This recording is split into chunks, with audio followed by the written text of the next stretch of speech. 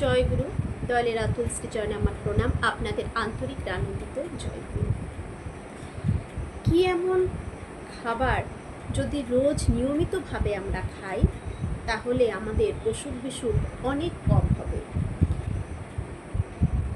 ভগবানের কাছে যেমন অমৃত, ঠিক আমাদেরও অমৃত এটা। ঠাকুর বললেন, দেবতাদের যেমন অমৃত, মানুষের পক্ষেও এই খাবারটি খেলে অমৃতের সমান। আসুন আমরা সেটাই আজকে আলোচনা করছি। এটা আলোচনা প্রসঙ্গে সপ্তদশ খণ্ড থেকে পাঠ করছি।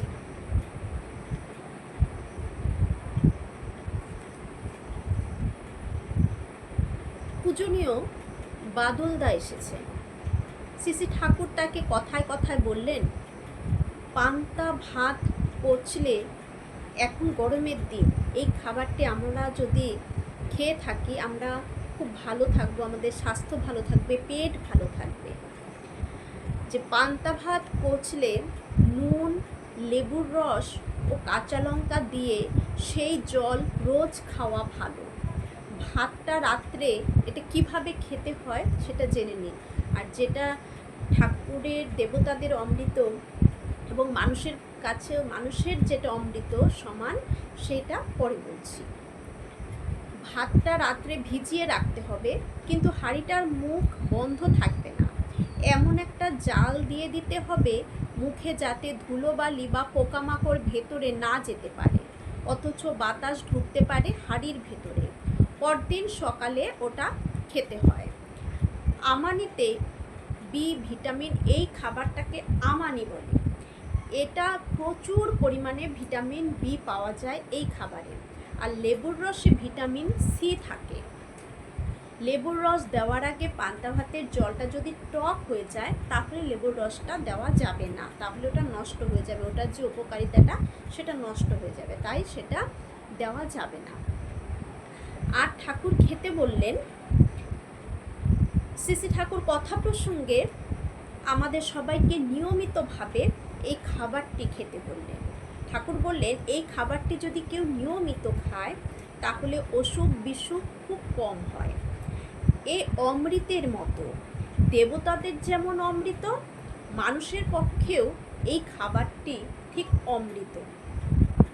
শ্রী ঠাকুর কথা প্রসঙ্গে আমাদের সবাইকে নিয়মিতভাবে তক্র খাবার খেতে বললেন। তক্র এটা খেতে বললেন ঠাকুর আমাদের। ওতে নাকি এই খাবারটি খেলে মস্তিষ্ক, স্নায়ু ও হাড় খুব ভালো থাকে। হাড়ের সমস্যা আমাদের একটু বয়স হলে হয়, মেয়েদের তো খুব বেশি হয়ে যায়, আমারই সমস্যা ধরে গেছে।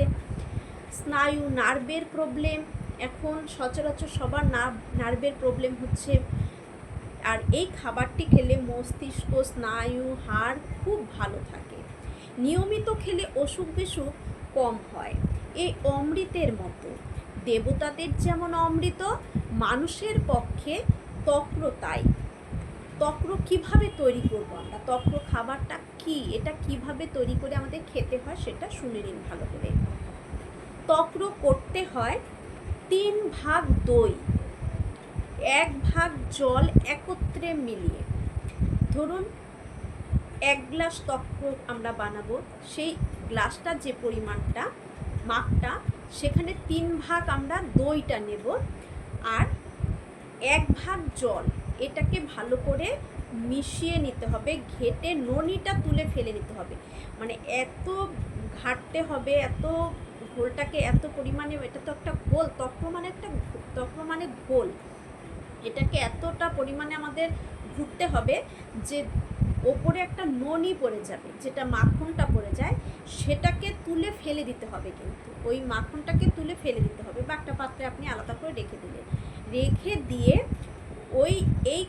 এটা যদি কেউ রোজ সকালে 1 গ্লাস খেতে পারে তার অসুখ বিসুখ অনেক কম হবে।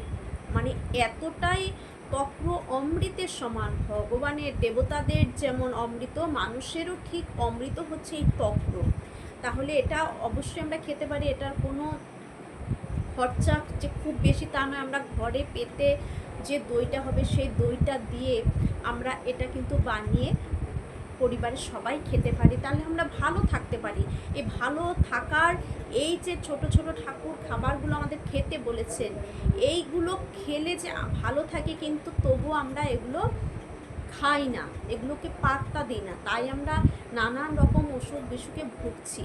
এই যে মস্তিষ্ক, নার্ভের সমস্যা হচ্ছে, হাড়ের সমস্যা হচ্ছে, জানা সত্ত্বেও আমরা এগুলোকে অ্যাভয়েড করি। কিন্তু এটা যদি নিয়মিত এই তক্রটা আমরা খাই, আমরা কতটা ভালো থাকতে পারি, সুস্থ থাকতে পারি, অসুখ বিসুখ কম হবে। ঠাকুর বলে গেছেন, এটা তো আমি বা অন্য কেউ বলছেন, এটা ঠাকুর বলছেন, তাহলে কেন আমরা খাবো না? অবশ্যই আমরা খাবো, সবাই খাবেন, অন্যদেরকেও জানাবেন।